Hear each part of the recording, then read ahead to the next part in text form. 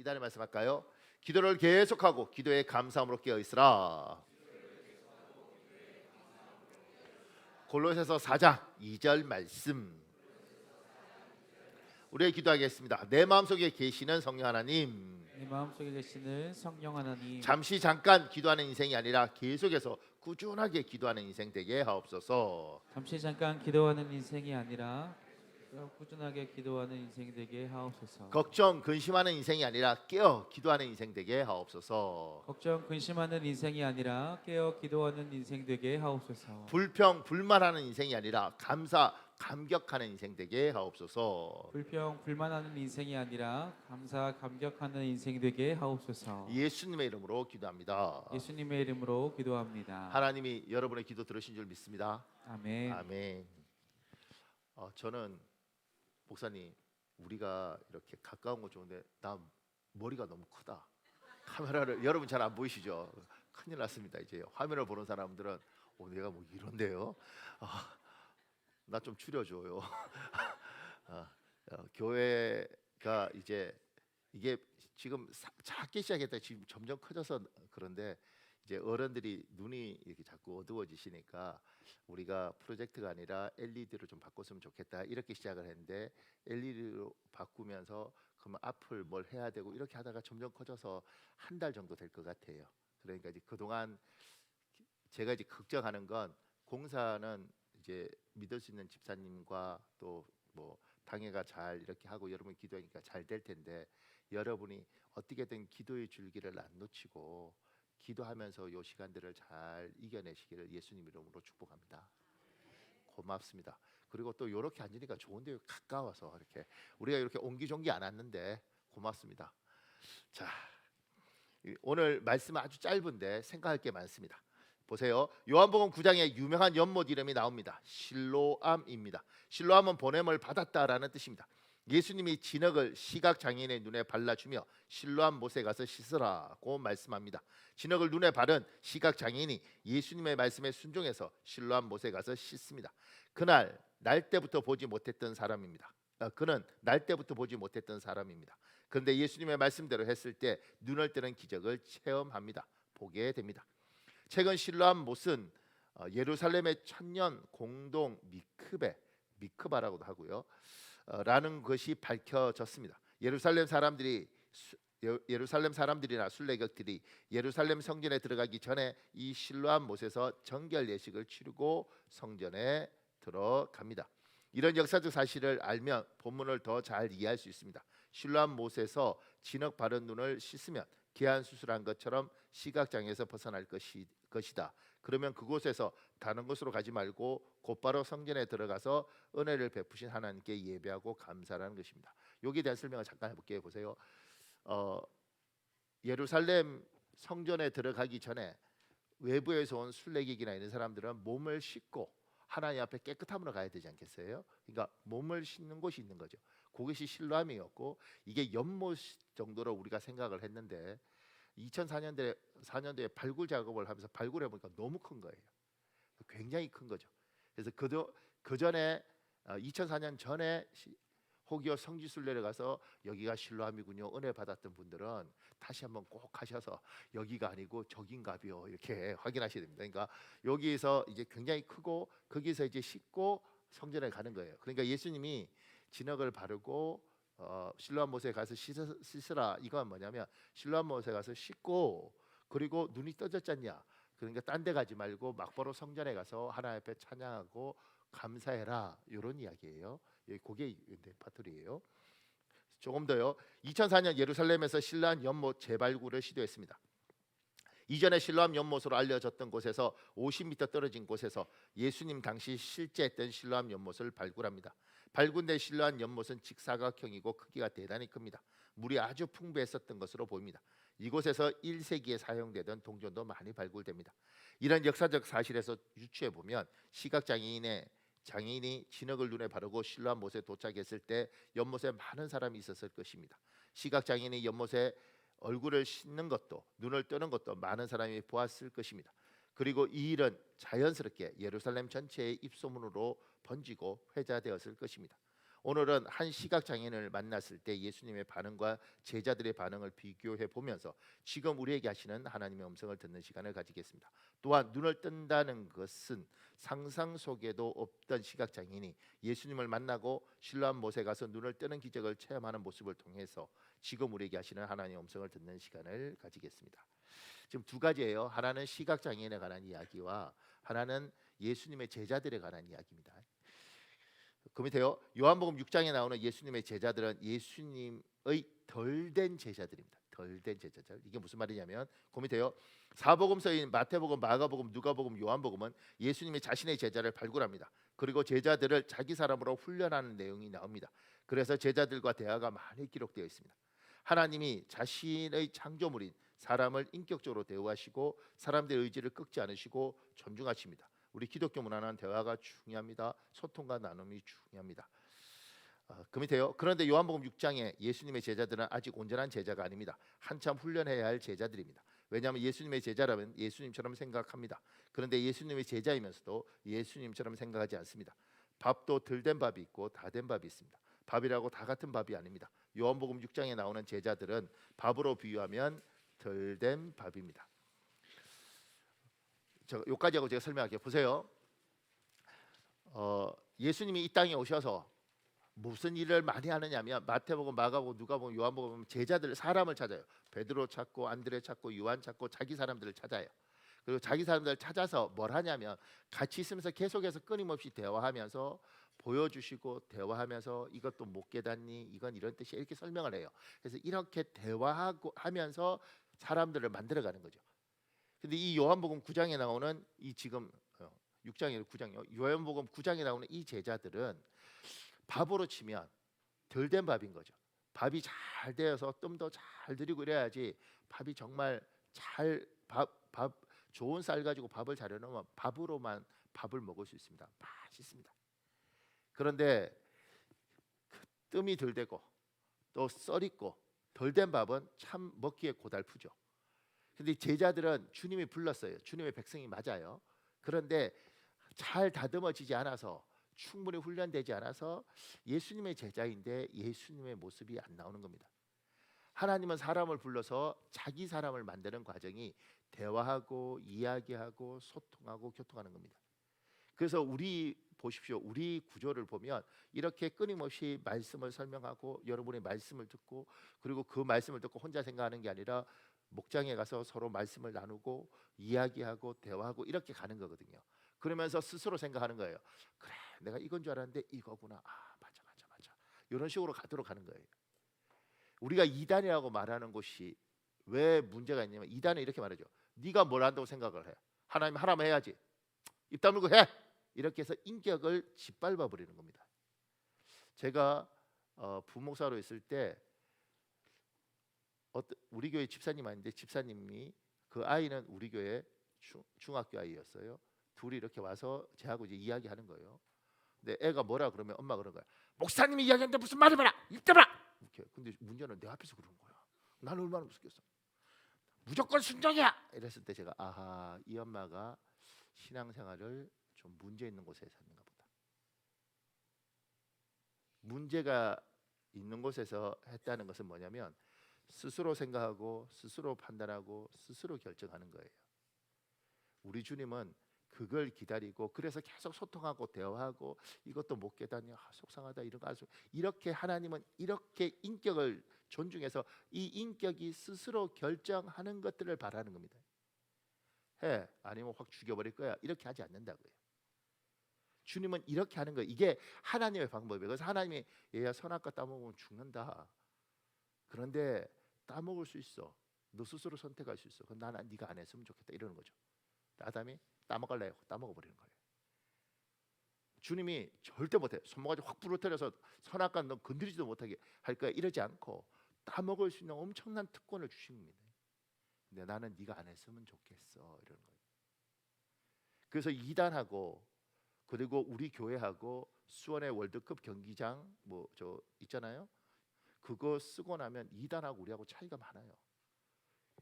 수원시장에서 교회는 잘 안 빌려주려고 합니다. 너무 더러워. 우리는 치워 그러면 네 그리고 자유권에서 안 해. 이단은요 여호와의 종이 이런 거 빌려주면 깨끗합니다. 빌려주고 싶어하죠. 그냥 치워! 이러면 네! 이러는 거죠. 이건 그러니까 이게 집에서 아버지가 그렇게 확 윽박지르는 그 집안이 애가 때마다 용돈 드리고 뭐 이런다고 그게 좋은 집안이겠냐고요. 스스로 생각하고 스스로 고민하고 갈등하고 힘들어도 해야지. 그래, 내가 해야지. 의지를 가지고 선택하는 거. 주님은 그 구조를 원해서 사람을 부르시고 계속해서 대화하고 이야기하고 힘이 들어도 같이 이렇게 소통하고 이렇게 가는 거예요. 그 제자들을 부르시고 자기 제자로 만들어가는 과정이 지금 요한복음 9장이에요. 근데 이 제자들이 덜 된 제자인 거죠. 덜 된 밥이에요. 왜냐하면 예수님의 사람이면 예수님을 닮아야 되는데 안 닮아. 아직 덜 된 거죠. 우리도 똑같습니다. 우리가 여러분이 하나님의 백성인 건 부정하면 안 되는 겁니다. 하나님 백성 아니면 이 시간에 여기 와서 이렇게 예배를 드리겠냐고요. 11시 반도 아니고 9시 반에 어떻게든 예배를 드리고 싶었어. 이렇게 빨리 오겠냐고. 근데 이건 맞는 거죠. 근데 우리들 중에 인격도 모나고 생각도 왜 저렇게 생각하나, 참 생각도 모났다, 이런 사람도 있는 거예요. 덜 된 밥인 거죠. 그 사람에게 하나님이 너 안 해? 확 죽여버려 이러지 않고 대화하고 이야기하고 기다려주고, 왜 쟤는 저럴까 속상하지만 또 대화하고, 주님이 지금 제자들을 불러서 그런 훈련들을 시키는 과정에 이 실로암 연못에서 소경이 눈 뜨는 사건이 있는 겁니다. 그러니까 이게 그냥 있는 게 아니라 이런 과정들 속에 있는 거죠. 그러면서 보면서 생각하는 거죠. 이렇게 하는 거구나. 하나님은 이렇게 반응하는 거구나. 이렇게 보는 거예요. 그래서 그 밑에 보세요. 사복음서 다음에 나오는 성경책이 사도행전입니다.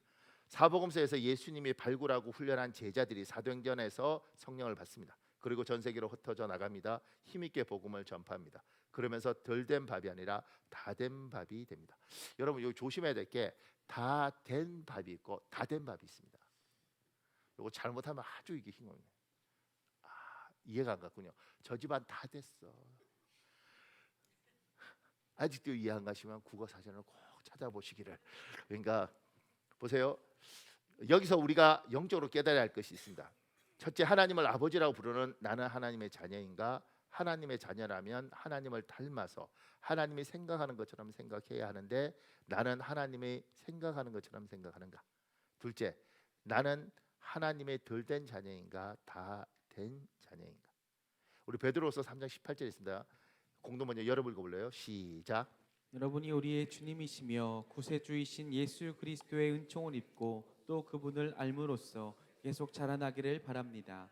이제와 또 영원토록 그분께서 영광을 받으시기를 빕니다. 아멘. 주님이 우리를 부르시고 끊임없이 계속해서 자라가길 원하는 겁니다. 근데 우리는 어떤 착각을 하냐면, 목사님 제가요 뭐 목사 될 것도 아니고 장로 됐는데 그럼 뭐 더 뭘 잘합니까? 이렇게 이야기할 수 있어요. 목사님 제가 권사인데 뭘 더 배워야겠습니까? 제가요 모태 신앙이고 우리가 3대쯤 있는 집안에서 제 나이가 권사인데 60살이 넘었어요. 그럼 내가 뭘 배워야겠습니까? 이렇게 접근할 수 있어요. 근데 우리 하나님은 뭐라고 이야기하면 계속해서 자라가라. 권사가 되는 것 중요하지만 그거보다 더 중요한 건 영적으로 계속해서 자라가는 것, 성장해가는 것. 내가 제자들을 불러서 끊임없이 대화하고 소통했던 것처럼 천국 가는 그날까지 얘야 나는 네가 좀 깊어졌으면 좋겠다. 나는 네가 더 괜찮아졌으면 좋겠다. 이렇게 자라가는 거죠. 저는 늘 궁금했던 게 그거였습니다. 목사가 되어서 목사가 그러니까 전도사나 강도사 할 때는 목사가 되면 어떻게 될까? 목사가 되면 하나님이 특별히 뭐 더 어떻게 사랑해 주나 이런 생각이 들었고, 목사 안수를 받게 되었을 때는 목사 되고 3년째 될 때는 하나님은 어떻게 살아가는가? 10년이 되면 하나님은 어떻게 살아가는가? 20년이 되면 하나님은 어떻게 살아가는가? 이런 것들이 궁금했습니다. 왜냐하면 책에 안 나와요. 근데 저도 이제 목사가 된 지 20년이 넘었단 말이에요. 그러면서 이건가?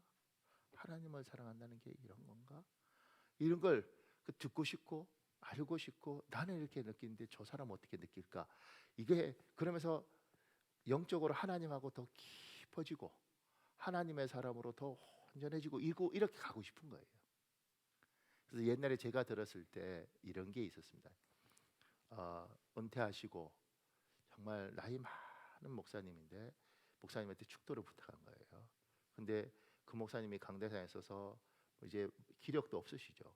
근데 그분이 축도합시다. 그리고 이제는 이런데 막 놀라운 성령의 은혜가 막 밀려오면서 여기저기서 막 우는 거예요. 논리하고 상관없이 그냥 이제는. 근데 그 안에서 하나님과 그분의 깊은 것들이 묻어 나오니 그걸 느끼는 거죠. 와, 이렇게 저게 자라가는 거구나. 그러니까 여러분이 예수님 믿고 열심히 살고 하나님 사랑하는 건 인정. 근데 주님은 이야기하는 건 얘야 내가 베드로도 끼고 다니면서 계속해서 성장하기를 원했고 대화하고 이야기하고 그러면서 자라갔다 얘야. 근데 나는 너도 그렇게 자라갔으면 좋겠다. 너 정도면 괜찮지.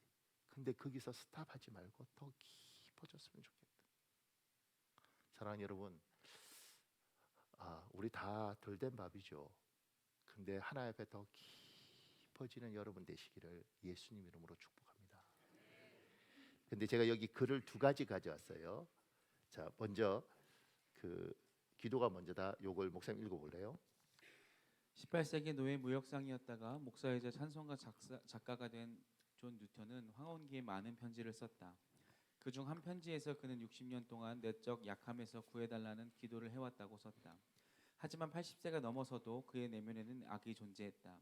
이 편지에서 그는 목사인 친구에게 하나님이 왜 기도에 응답해 주시지 않는지 오랫동안 이해할 수 없었다고 고백했다. 단지 시험에서 해병되게 해달라고 기도했고 그것이 하나님의 뜻일 텐데 왜 들어주시지 않는 것일까?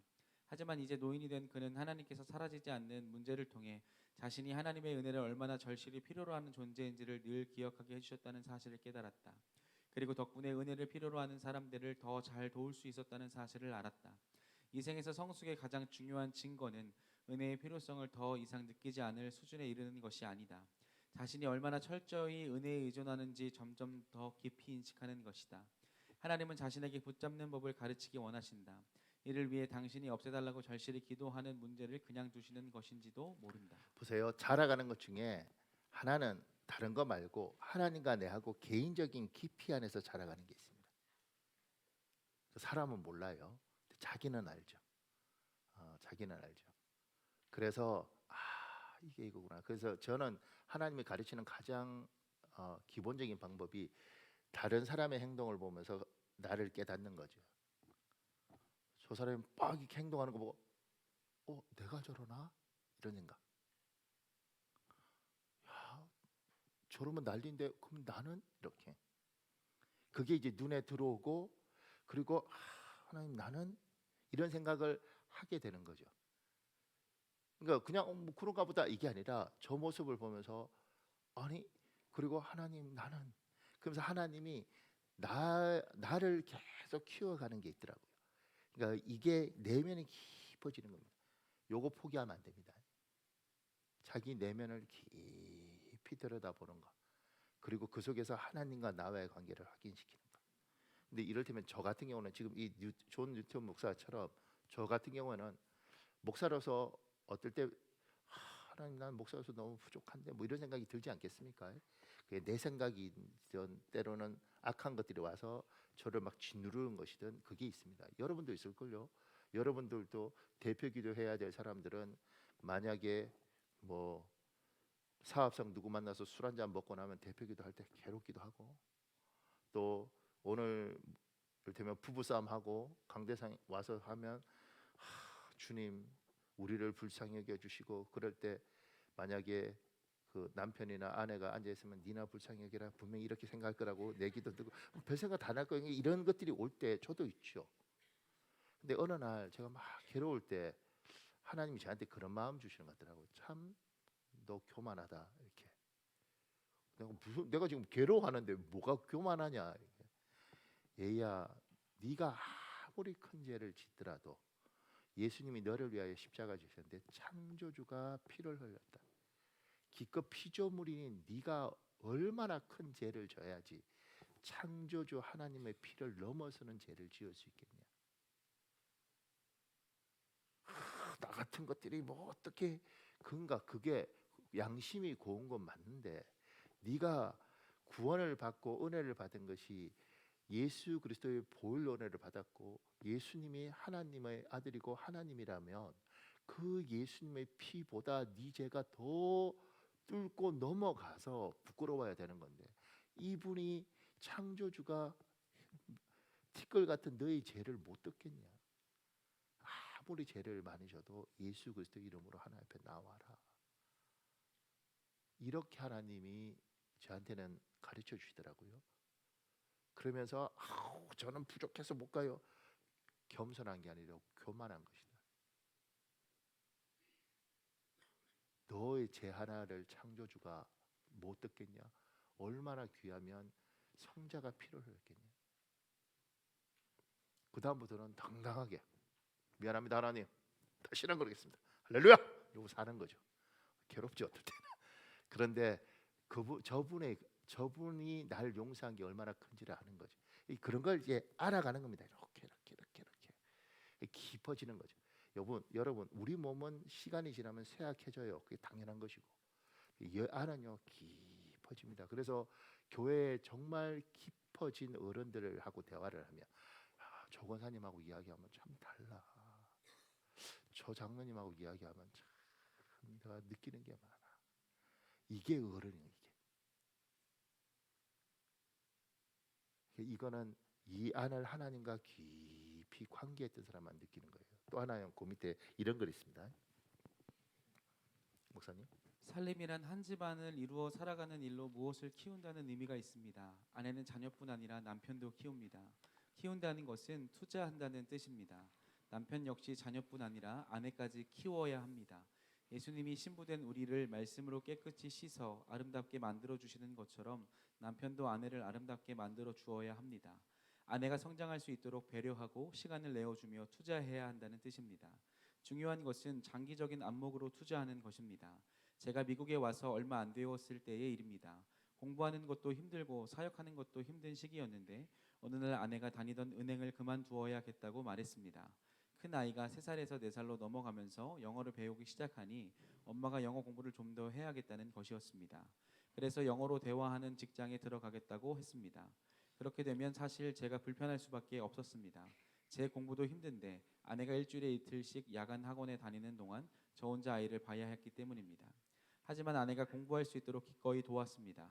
그 덕분에 아내가 시청 공무원이 될 수 있었고 그 덕분에 나중에 제가 로고스 교회를 개척할 수 있었습니다. 남편만 성장해서는 안 됩니다. 아내가 함께 성장할 수 있도록 배려해야 합니다.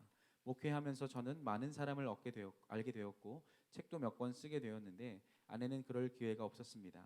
이대로는 안 되겠다는 생각이 들어서 아내에게 큐티를 가르쳐 주었습니다. 영혼의 일기를 쓰는 법을 가르쳐 주고 책을 꾸준히 읽도록 도와주었습니다. 지금은 아내와 여러 사역을 함께 하고 있습니다. 만약에 그때 아내에게 성장할 기회를 주지 않았다면 지금처럼 서로 도우며 함께 사역할 수 없었을 것입니다. 함께 성장할 기회를 마련하여 가족 공동체가 중요한 목표를 향해 나가는 게 필요합니다. 이것이 바로 투자입니다. 투자는 낭비가 아닙니다. 보세요. 우리 그리스도인들이 좀 착각하는 경향인데, 그게 뭐냐면 하나님하고 내하고 영적으로 깊이 깨닫고 사랑합니다 하나님, 요쪽만 생각을 하는 거예요. 잘한다는 게. 그 잘한다는 것은 내 개인의 내면뿐만 아니라 내 바깥에 내 가족, 아내, 자식, 그다음에 내 주변 사람들하고의 관계나 이런 것에서도 생각이 깊어지고 자라갑니다. 지금 이 내용처럼 이게 지금 남자만 성장하면 안 되고 아내도 성장시켜야 된다, 이게 이 부분이 이야기잖아요. 이게 하나님이 주시는 지혜란 말입니다. 보세요. 옛날 생각을 해보면 옛날에 어르신들, 특히 남자들은 왜 바람이 많이 났을까? 바람도 아니죠. 그냥 아예 대놓고 저희 친척 중에 어떤 분도 대놓고 부인을 이렇게 데리고 분이 둘인 거죠. 왜 그랬을까 이렇게 생각을 해보면, 이제 이를테면 남자가 사회생활하고 직장생활하고 그러다 보면 뭐 생존해야 되니까 자꾸 꾸미게 되고 배우게 되고 자기도 갖춰가죠. 여자는 집에서 살림하면서 애 키워야 되니까 청바지 하나 입고 안 꾸미고, 어느 날, 요새는 다 돈 벌러 가지만 옛날에는 또 집에 있었지 않습니까? 어느 날 이렇게 보니까 파마를 해도 한 번 볶으면 한 3개월 4개월 가는 걸로 볶고 이러니까 집에 들어오면 아줌마가 있는 거지 이렇게. 예쁘고 좋았던 바깥에 가면 너무 여자들이 예쁜 거죠. 꾸미고 이렇고. 그다음에 이 남자도 괜찮은 남자예요. 그리고 둘이 같이 있으면 남자 입장에서 아내가 창피할 정도로 여자는 그래도 나 꾸미는 것보다는 애들 공부 가르쳐야지 애들 시켜 이렇게 하면서 차이가 자꾸 나는 거죠.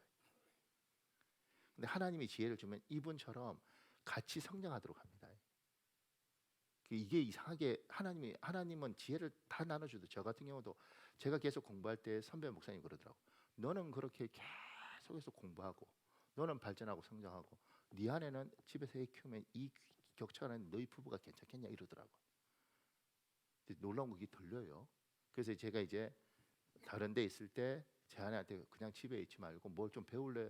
그러니까 그러면 미용사 뭐 이런 걸 배울까 이러더라고요. 왜냐하면 선교지에 가서 뭐 누구 머리 깎아주고 이렇게. 그래서 이제 미용 학원을 다니는 거예요. 이렇게 다니다가 이제 실기 시험이 있다고 나한테 기도해 달라고 그러더라고요. 그래서 제가 이제 필리핀에서 기도하는 거죠. 근데 참 재밌습니다. 기도하는데 갑자기 마음속에 뭐가 이렇게 또로록 뚝 떨어지는 것 같아요. 그러니까 뭐지? 그런데 가만 생각해보니까 여자들 이렇게 앞에 빨간 걸로 이렇게 말고 이런 게 있잖아요. 기도하는데 자꾸 이렇게 또로록 뚝 또로록 뚝. 아, 시험 떨어지려나. 그리고 나중에 하니까 진짜 떨어졌어. 그래서 이제 그 다음번에 붙었단 말이에요. 그런데 이제 나중에 뭐 이야기하다 보니까 그러더라고요. 어느 날 이렇게 사람이라는 게 그런 게 자존감인 거죠. 이렇게 뭐 하다가 나는 그래도 국가에서 공인 자격증이 2개래. 그래서 내가 미용 자격증을 딴 걸 가지고 그래. 그거 있고 그다음에 뭐야? 그러니까 운전면허증. 그것도 국가 공인 자격증. 그러니까 그렇게 자기를 갖춰가고 나중에 지금은 이제 우리 교단 강도사거든요. 강도사는 신학대학원 나와야 된단 말입니다. 그래서 그렇게 해서 정식 강도사 되고 그러니까 이제 같이 그리고 공부도 뭐 지금 성경 가르치는 그거 고생 많이 해야 따더라고요. 근데 이제 그렇게 하는 그런 것들을 채울 때 불편하죠. 저는요, 제가 사람 이게 우리 부부의 사생활인데 저는 늘 공부하면 옆에 와서 뭐 할 일 없으니까 자꾸 말 시키고 그래요. 막 얘기 들으면 왜냐면 집중하고 있는데 미안하죠. 근데 나는 지금 할 게 많으니까 이랬다고. 근데 이제 그뭐 성경 읽어지나 그게 외울 게 굉장히 많더라고요. 그런데 어느 날 내가 여보가 이러더라고. 내가 내가 당해보니까 그러니까 그리고 그러면서 그러니까 사람이 희한하더라고. 그러면 미안해 내가 했으니까 이게 아니고 자꾸 그렇게 되더라고. 있잖아. 왜냐하면 너도 한번 당해봐 이런 생각이 들어서 그러면서 같이 자라니까 서로 간에 가지는 편함이 있더라고요. 그러면서 이런 것들도 삶의 지혜이고 하나님과 깊어질 뿐만 아니라 이런 삶의 지혜도 목사님 하나님이 가정도 주셔서 가정도 잘 다룰 줄 알아야 되고 자식도 잘 이렇게 챙길 줄 알아야 되고 교인과의 관계도 잘 그럴 줄 알아야지 그래야지 온전해지는 거야. 이것도 하나님 앞에 자라가는 거죠. 근데 우리는 그냥 기도하고 영적으로 하나님 은혜 이것만 생각하는데 이것도 깊어지고 이것이 내면뿐만 아니라 외면으로 이렇게 됐을 때 하나님 은혜가 우리 기도 많이 하고 집에 가서 전쟁하면요 인생의 은혜가 한순간에 날아갑니다. 하나님 은혜 많이 받고 가서 애가 속 뒤집으면요 금방 은혜가 날아갑니다. 하나님 안에서 이것도 하고 이것들도 하고 근데 주님 앞에서 자라가는 건 이 2가지를 같이 했을 때 어느 순간인가 나와 하나님의 관계도 깊고 그래요. 참 하나님이 참 많은 걸로 채우셨죠. 이렇게 간단 말입니다. 그러니 주님이 제자들을 부르시고 이 제자들한테 끊임없이 가르치고 설명하고 이럴 때 이 내면을 키우고 이걸 하는 법에서 그들의 인생에서 주님 고맙습니다. 제가 참 복이 많네요. 너무너무 감사합니다. 이렇게 만들어가기 위해서 하나님 다른 거지. 시끄러 이렇게 이게 아니라 얘야 나는 이게 좋다고 생각하는데 너는 어떻게 생각하니? 저는 이렇게 그래 얘야 그리고 계속 이렇게 이게 기독교고 이게 기독교 문화예요. 그래서 대화가 있어야 되고 이야기를 해야 되고 교인들끼리 나눠야 되고 이걸 사단은 자르는 거죠 이렇게 다. 그래서 대화를 안 하고 대화하면 서로 질투하게 만들고 시기하게 만들고 은혜를 나누는 게 아니라 서로 째려보게 만들고 그렇게 해서 인간관계를 다 끊어놓습니다. 이건 이제 비밀 뭐 하여튼간 그러니까 이번에 이제 제가 3월달에 이제 목사 될 사람들 강도사 교육을 갔다 왔다면 204명인가 됐어요. 근데 이제 거기 그 담당 교수하고 이야기하는데 그러는 거죠. 목사님, 코로나가 얼마나 무서운지 지금 역사상 5과목을 치는데 말해도 되나? 5과목을 치는데 3과목 과락 난 애들이 너무 많아요. 이런 거예요. 그러니까 학력이 떨어지는 거예요. 그래서 우리 교단 역사상 시험 떨어져서 재시험 치고 구제한 건 이번이 처음이에요. 그러니까 그때 제가 보는 게 뭐냐면 사람이 만나서 대화하고 이래야 되는데 이 관계를 다 끊어놓고 집에서 영상 보고 이러다 보니까 학력 수준도 떨어지고 대인관계도 떨어지고 다 떨어지는 겁니다. 그러니까 주님이 만나서 대화하고 이야기하고 소통하고 그러면서 이렇게 느끼고 저렇게 생각하고 나는 이렇게 생각하고 이게 하나님이 내려가는 방법이죠. 아멘 해도 괜찮아요. 아멘 해도 괜찮아요. 그러니 보십시오. 요한복음 9장에 예수께서 제자들을 부르시고 제자들에게 끊임없이 대화하고 소통하면서 그들을 내적으로 깊이 삼적으로 깊이 자라게 하시고 그건 일방적으로 자 들어 첫 번째 이거고 두 번째 이거가 아니라 같이 살면서 대화하고 나누면서 스스로가 제자들이 이게 이거구나 그렇구나. 그래서 누구는 빨리 자라고 누군 늦게 자라고 누군 덜 자라고 누군 잘하다 마는 거예요. 그런데 열심히 자란 사람들이 있는 거죠. 어느 순간에 주께서 흡족한 사람들 참 가슴 아프다 얘야 좀 더 깊으면 네가 행복할 텐데 그렇게 만들어가는 거죠. 사랑하는 여러분, 주님이 여러분을 이 요한복음의 9장에 나오는 제자들처럼 부르셨습니다. 영적으로 삶적으로 깊이 있게 자라가기를 예수님 이름으로 축복합니다.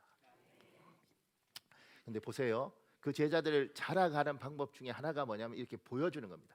이제 이 장님, 맹인 이 사람을 예수님과 제자들이 이렇게 만났을 때 예수님은 얘야 이렇게 일일이 가르친 게 주님이 이렇게 살고 제자들이 이렇게 살면서 이렇게 하시는가 보다 하는 삶의 예가 있는 거죠. 보세요. 이번에 같은 장소 같은 시간에 맹인을 보지만 예수님과 제자들은 다른 생각을 합니다. 1번에요. 덜된 예수님의 제자들은 맹인된 사람을 볼 때 죄를 찾습니다. 저 사람이 맹인으로 태어난 것은 죄 때문이다. 그렇다면 저 사람의 죄인가 아니면 저 사람의 부모의 죄인가? 요한복음 9장 1절에서 2절이 있습니다. 여러분 읽어볼래요? 시작.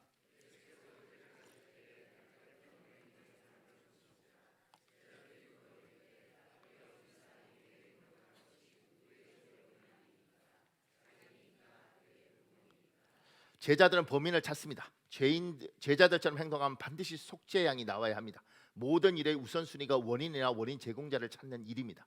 여기에 모든 에너지를 쏟습니다. 지금 세상 사람들이 꼭 제자들처럼 행동합니다. 일이 발생할 때마다 원인이나 원인 제공자를 찾습니다. 반드시 찾아내어서 누구의 잘못인 것을 확인해야 합니다. 지금 시대가 이 시대예요. 원인과 결과를 찾습니다. 그리고 반드시 문제가 생기면 원인 제공자 발생자를 찾아서 그 사람을 정죄해야지 그 다음부터 일이 시작되는 거예요. 제자들도 그렇습니다. 원인이나 원인 제공자를 찾기 이전에 이런 질문을 먼저 해야 합니다. 그렇게 하면 이 맹인이 눈을 뜨는가? 문제의 근원을 해결되는가? 이 맹인에게 이것이 도움이 되는가?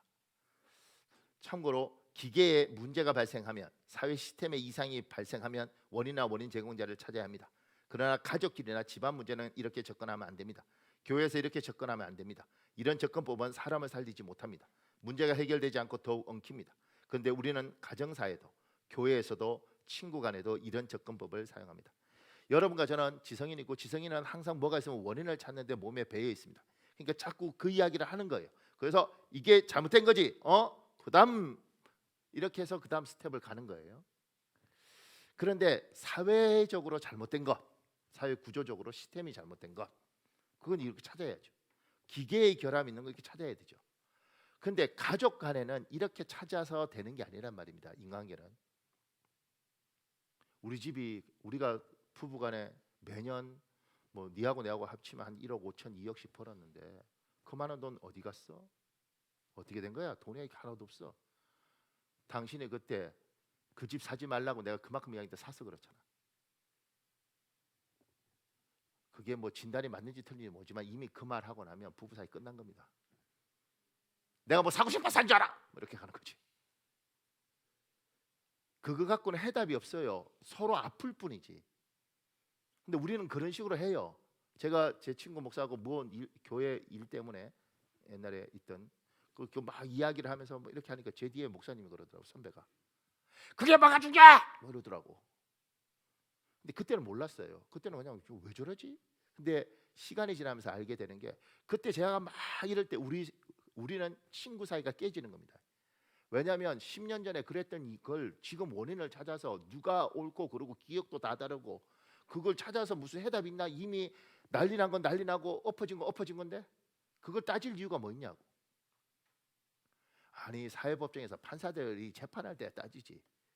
부부 사이에 가족 사이에 그때 아버지가 나를 그때 뭐만 해줬으면 내가 이렇게 안 됐는데 그게 지금 고등학교 때 있었던 그 일들을 30 몇 살이 40살에 애 낳고 그런데 그 이야기하면 무슨 해답이 있냐고. 마음 안 아프지. 그 답이 되나? 회복이 없어요. 지금 제자들이 맹인을 된 게 누구 거야? 지제야? 그 사람 정죄하는 거고 부모제야? 부모 정죄하는 것이고 그런데 그거 한다고 해서 그럼 눈이 떠지나? 그거 막 한다고 원인이 제대로 밝혀지긴 하나 아니면 그 밝혀지고 난 후에 뭔 해답이 있냐고. 가족 사이에 교회에서 그런 식으로 일들을 처리하면 안 된단 말입니다. 하나님의 사람이 하나님이 주신 사랑하는 사람들하고는 그렇게 접근하면 안 돼요. 그런데 똑똑하니까 뭔가 자꾸 이게 기본이라고 생각하는 거지. 그래서 따져서 네가 잘못했다는 것. 그럼 내가 어떤 부부 보니까 그때 내가 집 사자 그랬지. 근데 안 사서 지금 이렇게 하잖아. 어우 진짜. 그러면 그때 지금 그렇게 하고 나면 집이 나오나? 마음만 서러고 속만 상하고 가슴만 아프지. 그러지 말라는 겁니다. 제가 오늘 설교하면서 계속 그 생각해요. 어느 부부가 집 사는 것 때문에 전쟁을 치렀나? 왜 자꾸 내가 이런 말을 하지? 이런 생각이. 왜냐하면 그건 답이 없어요. 아플 뿐이야. 그러니까 주님은 그렇게 접근하라고 이야기하지 않는 거예요. 그럼 주님은 어떻게 접근하는가? 그 밑에요. 예수님은 맹인된 사람을 볼 때 하나님이 저 사람에게 어떤 좋은 일을 하려는가를 찾습니다. 우리 요한복음 9장 3절 쉬운 성경이 있습니다. 여러분 읽어볼래요? 시작. 예수님께서 대답하셨습니다. 이 사람이나 그의 부모가 죄를 지어 이렇게 된 것이 아니다. 이 사람이 나면서부터 앞을 보지 못한 것은 하나님의 일을 그 사람의 생애를 통해 나타내기 위해서이다. 제가 밑에 영어 성경을 가져온 건 디스플레이라는 단어가 좋아서 그 사람 디스플레이가 전시하는 거잖아요. 그 사람 인생에 하나님이 하나님 일을 쫙 이렇게 한번 펼쳐주고 싶어서 이거 허락했다는 거예요. 그 밑에요. 첫째, 예수님은 왜 이렇게 접근하냐면 예수님은 이런 식으로 생각하는 거예요. 제자들하고 달리 덜된 제자들하고 달리 예수님은 이런 걸 배우기를 원하는 거죠. 첫째, 예수님은 하나님이 살아계심을 압니다. 하나님이 이 세상을 창조하셨고 이 세상의 주인이심을 압니다. 하나님이 이 세상을 주관하심을 압니다. 하나님이 이 세상을 주관한 것을 성경적 용어로 경륜이라고 부릅니다. 세상은 하나님의 존재를 부정합니다. 하나님이 경륜을 인정하지 않습니다. 사람들은 하나님 알지 못합니다. 하나님 없는 세상은 도덕도 윤리도 발붙일 수 없습니다. 사람의 목숨은 짐승의 목숨보다 더 가치 있을 수 없습니다. 하나님의 경륜이 없으면 세상은 종말이 아니라 멸망입니다. 이것만 설명해도 참 고민해야 될 게 많을 것 같아요. 하나님 부정하면요 세상 진짜 비참해지고 인간은 정말 비참해집니다. 여러분과 저는 짐승이 되도록 되어 있습니다. 그 밑에요. 둘째, 예수님은 시각 장애를 문제로 인식하고 접근하지 않습니다. 제자들은 시각 장애를 죄로 인식하고 현대인들은 문제로 인식합니다. 그러나 예수님은 문제로 인식하지 않습니다. 어떤 사람에게 가면 세상의 모든 일이 문제가 됩니다. 문제 삼지 않으면 문제되지 않을 일도 그 사람에게만 가면 문제가 됩니다. 문제거리 아닌 것을 문제거리로 만들지 마십시오. 저는 여러분한테 좀 고마운 게 그냥 여러분 이렇게 앉아서 예배드리는 게 고맙습니다. 근데 문제 아닌 것도 문제거리가 될 수 있습니다. 지금 별 생각 없잖아요. 누가 왜 이거 시커먼 걸로 했대? 허연 걸로 해야 되지? 이러는 순간 갑자기 문제거리가 생깁니다. 왜 시커먼 걸로 했지? 허연 걸로 안 하고 이렇게 그게 뭔 상관이 있어?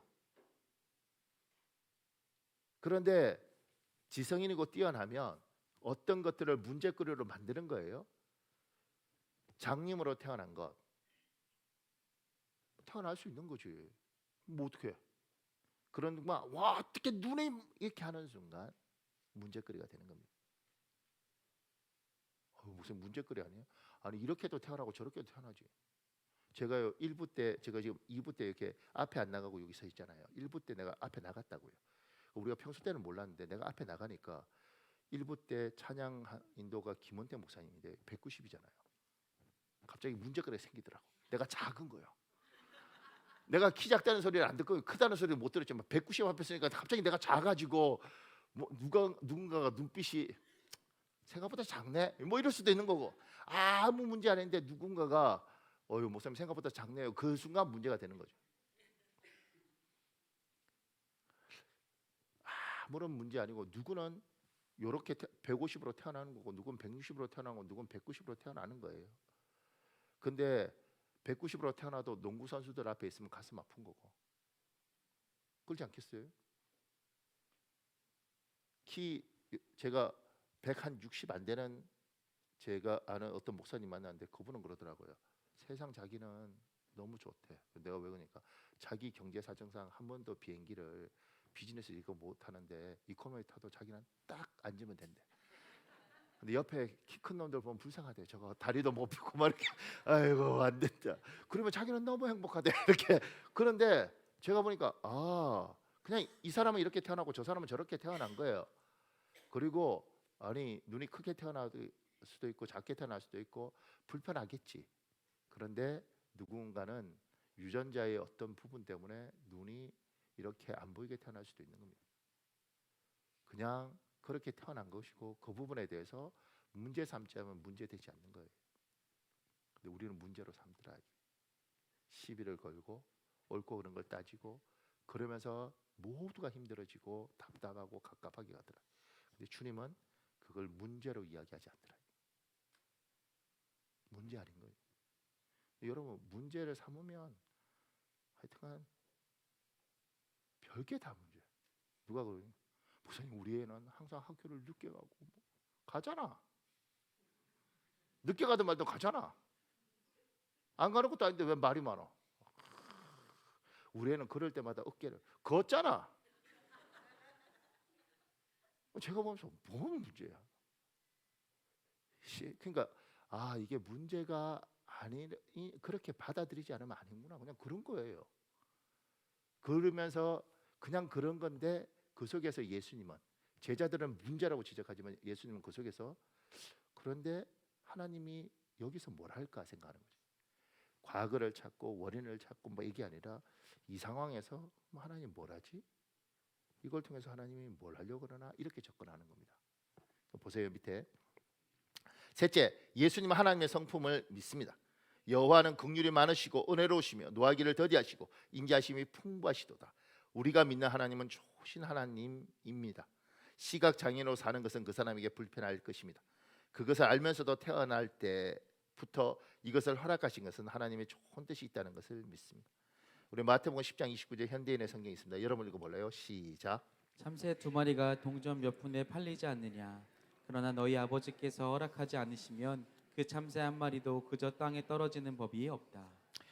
지금 예수님이 참새 이야기를 왜 하냐면 이게 하나님 절대 주권입니다. 하나님이 허락하지 않으면 시장에 콩나물 하나도 안 팔린다 얘야. 그러니까 하나님이 허락하셨을 때는 하나님이 그걸 허락하신 이유가 있을 것이다.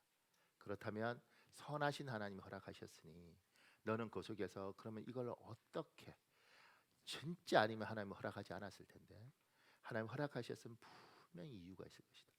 이 속에서 그러면 나는 어떻게 반응해야 되는가를 생각하는 겁니다. 이 속에서 나는 어떻게 반응해야 하는가. 그 밑에요. 넷째, 인간에게 최우선 중요 순위는 창조주 하나님이 계시는 것을 아는 것입니다. 창조주 하나님이 계심을 아는 것을 넘어서 그분을 나의 하나님, 나의 주님으로 섬기는 것입니다. 태어날 때부터 시각장애였던 이 사람은 평생 많이 불편했습니다. 그러나 그 덕분에 하나님을 만납니다. 그리고 섬깁니다. 이 표현을 맞는지는 모르지만 작은 고난, 시각장애인이라는 작은 고난 덕분에 큰 축복을 받는 것입니다. 전화위복이 된 것입니다. 그 밑에 오늘 요한복음 9장이잖아요. 요한복음 9장 전체가 이 시각장애인 이야기인데 36절부터 38절 현대인의 성경에 있습니다. 여러분 읽어볼래요? 시작. 예수님은 바리새파 사람들이 그를 쫓아냈다는 말을 듣고 그 사람을 만나 물었다. 내가 하나님의 아들을 믿느냐? 선생님, 누가 그분이십니까? 말씀해 주십시오. 제가 믿겠습니다. 너는 이미 그를 보았다. 지금 너와 말하는 내가 바로 그 사람이다. 그러자 그는 주님 제가 믿습니다 하며 예수님께 경배하였다. 보세요. 눈뜬 많은 예루살렘에 있는 사람들 중에 예수님 못 만난 사람 많습니다. 그리고 예수님 만나도 예수님 인정 안 한 사람 많습니다. 근데 이 사람은 눈이 멀었기 때문에 예수님이 눈이 뜨는 걸 경험하고 눈 뜨는 걸 경험하니 아 이분 하나님 맞아. 그리고 하나님 만나는 거예요. 밑에 이런 글이 있습니다. 나는 안 부러울 것 없이 평탄한 인생을 살아왔다고 자부했다. 불과 작년까지만 해도 말이다. 경찰 간부로 정년퇴직한 남편, 건강하고 예쁘게 자라 결혼하고 잘 사는 세 딸들, 주위에 교회 다니는 몇몇 분들이 전도를 했지만 하나님 안 믿어도 이렇게 아무 일 없이 잘 살고 있는데 굳이 교회를 나갈 필요가 있겠냐는 생각이 들어 거절했다. 그러던 어느 날 잔잔하고 평온한 우리 가정에 파문이 일었다. 처음 겪는 큰 시련과 고통이었다. 불행은 이렇게 예고도 없이 들이닥치나 보다. 우리 집에 든든한 버팀목이 되어준 사랑하는 큰딸에게 일어난 일은 잠옷 나에게 큰 충격이었다. 의뢰받는 건강검진에서 자궁에 혹이 보인다는 진단 결과가 나온 것이다. 의사 선생님은 간단한 수술로 제거할 수 있다고 안심을 시켰고 가족들은 잠깐 동안이지만 놀란 가슴을 부여잡고 안도의 한숨을 내쉬었다. 그런데 간단한 수술로만 알고 있었는데 막상 뚜껑을 열어보니 암이라는 의심이 들었던 것이다. 수술 후 조직 검사에 들어갔고 검사 결과 단순한 혹이 아닌 난소암이라는 판단이 내려졌다. 나는 딸의 병명을 듣는 순간 숨이 멎는 것만 같았다. 믿기지 않는 현실에 넋을 잃고 말았다.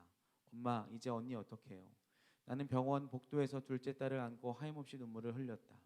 항암 치료를 받기 전날 어미가 자식에게 해줄 수 있는 일은 아무것도 없었다. 그러다가 문득 머릿속을 스쳐 지나가는 생각이 있었다. 그래, 교회에 가서 하나님한테 한번 매달려 보자. 60평생 교회에 가야겠다는 생각은 처음이었다. 자식의 병에 땅속 깊이 뿌리박혀 있던 바위 같은 어미의 마음을 움직인 것이었다. 사랑하는 자식을 잃느니 내키지는 않지만 하나님이라는 본을 붙잡고 싶은 심정이 간절했다. 나는 당장 서점으로 달려가 성경책과 찬송가를 사서 집 앞 교회의 새벽 기도에 나가보기도 결심했다. 새벽 5시쯤 나는 만반의 준비를 하고 집을 나섰다. 막상 밖으로 나왔는데 발걸음이 떨어지지 않았다. 한 번도 가본 적이 없는 교회를 혼자 가려니 자꾸만 망설여지고 막막했다. 그런데 그때 한 여자분이 작은 손가방을 들고 바삐 어디론가 가는 모습이 보였다. 왠지 저 사람을 따라가면 교회에 갈 수 있을 것 같은 예감이 들었다. 그래서 무작정 그 뒤를 따랐다. 그리고 저절로 기도가 나왔다. 하나님, 저분이 새벽 기도에 가는 분이길 바랍니다. 하나님은 역시 죄 많은 나를 사랑하고 계셨다. 그분이 교회로 들어서자 나도 망설임 없이 교회 예배당 안으로 들어갔다. 새벽 기도에 참석하니 마음이 차분해지고 평온해졌다. 그날 처음으로 주님을 만나 알게 된 찬송이 있었는데 새 찬송가 370장 주 안에 있는 나에게였다. 이 찬송이 왜 그렇게 내 마음속에 와 닿았는지, 그때 이 찬송가를 부르며 뜨겁게 눈물을 흘린 순간을 절대 잊지 못할 것이다. 하나님께서는 찬송의 감동을 주심으로 지난날 주님을 모르고 교만하게 살아온 나의 모든 인생을 깨끗하게 용서해 주셨다. 그리고 하나님의 따뜻한 품발에 나를 꼭 안아주셨다. 얼마나 큰 위로가 되는 하나님의 음성이었는지 모른다. 내가 주님 안에 있는데 무슨 근심이 있겠습니까? 십자가 밑에서 나의 고통과 근심을 다 내려놓겠습니다. 주님만 찬송하면서 따라가겠습니다 하며 간절히 기도드렸다. 그날 이후로 나는 하루도 빠짐없이 새벽 기도에 나갔다. 보세요. 이 땅에 여러분과 제가 태어나서 삽니다. 그리고 이제 여기에 나이들 있는 분들은 알잖아요. 인생 눈 떴다 감으면 후딱 지나갑니다. 저는 그 15년 전에 제가 우리 교회 담임 목사로 오기 전까지 수원에 망포동이 있다는 것도 몰랐습니다. 그리고 가만 생각해보니까 수원에 하루라도 와서 자본 적도 없습니다. 그리고 15년 전에 왔는데 눈 감았다 뜨니까 벌써 15년 흘렀어요. 한 번 더 감았다 뜨면 목사님 아직도 목회하십니까? 은퇴하셔야 되죠. 이 시간이 올 겁니다. 금방이라는 거죠. 그러니 지금 아직 젊은 나이에 누가 보고 쟤는 참 많은 걸 가졌다, 쟤는 대단하다, 근데 하나님 모르고 세상 떠나면 정말 가슴 아픈 인생인 겁니다. 그러니 이 시각 장애인이 태어날 때 고통스럽고 살면서 힘들었겠지만 하나님이 그걸 허락하고 그에게 놀라운 복을 주셨죠. 그게 뭐냐면 하나님을 만날 수 있는 복. 때로는 가정에 어떤 문제가 생기고 아이가 태어날 때 굉장히 힘들게 태어나고 사업이 정말 어려워지고 그러면서 다들 하나님을 만나요. 그거 아니면 절대 안 만나는 거죠. 제가 자료 찾다 보니까 우리나라 연예인 목사 1호 곽규석 씨, 후라이보이, 뭐 옛날 어른들 잘 알잖아요. 그분도 망한 덕분에 일본으로 도망갔다가 하나님을 만났더라고요. 안 망했으면 절대 하나님 안 만날 텐데. 그렇게 다들 망해서 하나님 만나는 거죠. 그리고 하나님께 돌아오는 겁니다. 그리고 어느 날 이 세상을 떠나는 날이 됐는데 눈 떠보면 천국이 있고 지옥이 있는 겁니다. 제가 그러잖아요. 아무리 많은 거 가져도 지옥 간 인생은 망한 인생이에요. 이 땅에서 아무리 힘들어도 천국 간 인생은 복된 인생이다. 성공한 인생이다. 하나님 만나는 거죠. 이 사람은 그 덕분에 하나님을 만났습니다. 근데 이제 이렇게 하면 이제 이런 생각 드는 거예요. 우리들 중에는 그래, 하나님 만나면 최고지. 근데 또 누군가는 이렇게 생각합니다. 그러면 그래도 인생 너무 힘들었지 않아? 너무 고생했지 않나? 제가 인생을 얼마나 사느냐보다 더 중요한 건 어떻게 사느냐 같은데 보세요. 마지막에 다섯째, 요한복음 미안합니다. 왜 6장에 넣었는지 9장에 나오는 시각 장애인이었던 사람에게 9가지 큰 변화가 생겼습니다. 먼저는 신체적 변화입니다. 개안이 된 것입니다. 그 다음은 영적 변화입니다. 하나님이 계시는 것과 영적 세계가 있다는 것을 안 것입니다. 마지막으로 정신적 변화입니다. 이제 인생에서 두려움이 없습니다. 하나님이 도우시면 무엇이든지 가능하다는 것을 아는 사람이 되었습니다. 그가 변했습니다. 그의 인생이 변했습니다. 보세요. 이 사람이 장님이었다가 눈을 떴어요. 놀라운 신체적 변화죠. 그러면서 뭘 알아요? 하나님이 계시구나. 천국도 있고 지옥도 있구나. 예수님이 하나님이구나. 두 번째를 알아요. 그 다음은 이 땅에서 사는 거잖아요. 그 생각이 바뀌죠. 무슨 생각이 바뀌냐? 하나님이 하시면 눈을 뜨는구나. 이분이 하나님이시구나. 이분이 도우시면 하나님이 하시겠다면 하시는구나. 이게 얼마나 큰 거냐면 여러분과 제가 이 땅 살아가면서 우리 하나님이 주인이시지 하나님이 하시면 하지. 그게 어느 순간에 믿음이 오면 이걸로 사람을 바라보고 이걸로 인생을 바라보는 겁니다. 힘들어도 하나님이 하시면 하지. 아멘. 하나님이 하시면 하지. 하나님이 하시면 하지. 그렇게 보니까 말도 그렇게 하고 행동도 그렇게 하고 생각도 그렇게 해요. 주님, 제가 힘들지만 주님이 도와주시면 길이 열리지 않습니까? 하나님 도와주십시오. 한번 도와주시죠, 하나님. 심지어 누가 말할 때 막 하면 집사님 하나님 믿으시죠? 하나님 하시면 합니다. 하나님 하시면 합니다. 우리 하나님이 살아계시지 않습니까? 이렇게 말을 하는 거죠. 그래서 가장 나쁜 농담이 이거예요. 그거요? 하나님도 그건 안 돼요. 그런 농담은 하여튼간 제가 그 저분 만났었거든요. 내 안에 내가 너무도 많아. 이거 그 원래 노래 지은 사람 하덕규. 그 사람이 이제 백석대 교수인데 이제 실용음악학과 뭐 교수예요. 근데 이제 그분 만났는데 그분 재밌었던 이야기. 근데 그분하고 누구하고 이렇게 하여튼 뭐 이야기 있는데 이렇게 이야기하는데 이분이 아주 부정적인 이야기를 막 하더래요. 그래서 자기가 이제 그때 뭐 대마초하고 이러다가 이제 예수 믿고 회개하고 대기 드니까 막 이렇게 부정적인 이야기하는 것이 자기가 들으면서 마음에 막 겁이 나더래. 그래서 자기도 모르게 마음으로 기도했대요. 하나님, 이 이야기가 잘못된 이야기면 이 사람이 턱이 돌아가게 해주세요. 그때. 근데 더 놀라운 건 이야기가 이렇게 돌아가더래. 내가 이분한테 하덕규 씨한테 직접 들었어요. 밥 먹으면서. 그러니까 하여간 투덜거리고 이러면 이게 돌아가는 역사가 다른 교회에서 있기를. 그리고 우리는 그 교회 보면서 이렇게. 그러니까 그분에게 하나님이 대마초하고 막 이러다가 자기 집 앞에 교회를 보고 하나님이 가야겠다는 마음을 주셔서 가고 하나님 은혜를 받고 은혜를 받았는데 교만을 떨다가 자기 앞에서 이렇게 이야기할 때 그 이야기 속에서 하나님이 이 사람을 정말 축복한 거죠. 가르쳐주고 싶었던 거죠. 이렇게 하면 어떻게 되는지를. 돌아간 그분이 어떻게 됐냐 몰라 나도. 지금 생각해보면 내가 좀 물어보고 싶었는데 근데 몰라. 그러니까 하나님 그렇게 놀라운 역사를 하면서 보여준 거죠. 이 사람한테 명확하게. 투덜거리고 원망하고 그랬을 때 하나님께서 어떻게 일을 하시는지.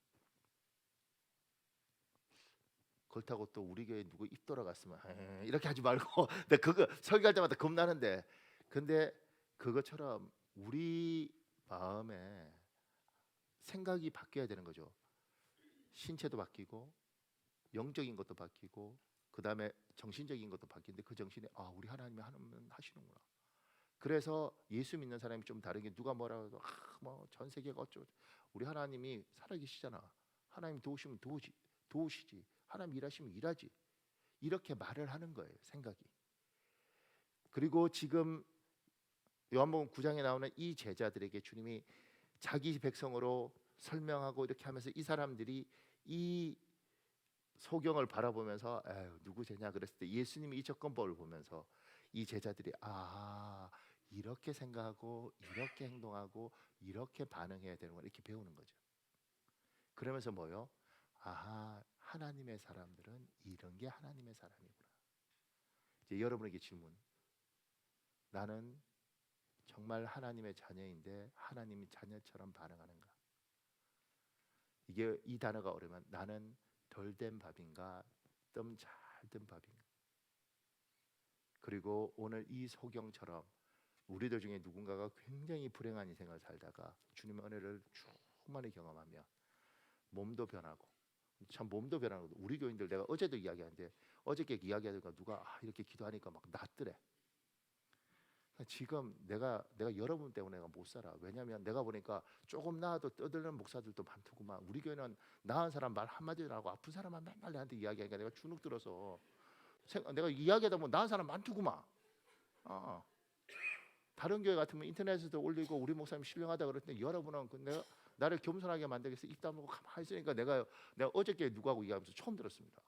목사님이 기도할 때 여기도 낫고 여기도 낫고.